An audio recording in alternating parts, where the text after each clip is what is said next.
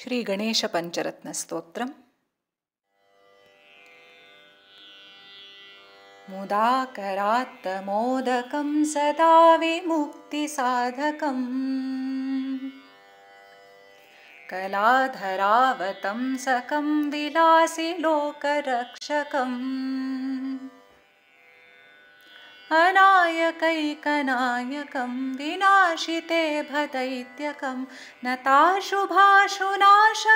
नमामि तं विनायकम् न तेतरातिभीकरं नवोदितार्कभास्वरम् न मत्सुरारिनिर्जरं नताधिकापदुद्धरम्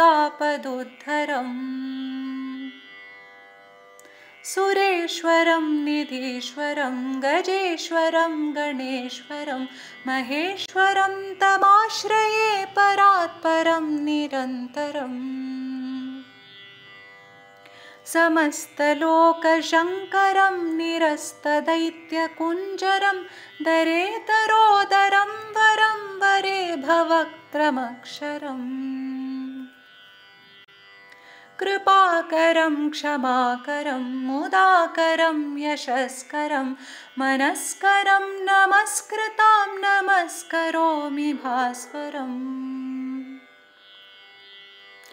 अकिञ्चनार्तिमार्जनं चिरन्तनोक्तिभाजनम् पुरारिपूर्वनन्दनं सुरारिगर्वचर्वणम् प्रपञ्चनाशभीषणं धनञ्जयादिभूषणं कपोलदानवारणं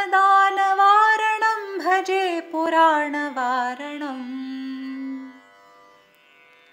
नितान्तकान्तदन्तकान्तिमन्तकान्तकात्मजम् अचिन्त्यरूपमन्तहीनमन्तरायकृन्तनम्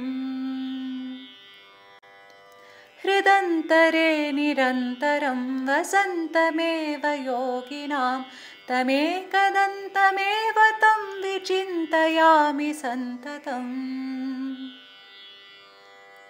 महागणेशपञ्चरत्नमादरेण योऽन्वहं प्रजल्पति प्रभातके हृदि स्मरन् गणेश्वरम् अरोगतामदोषतां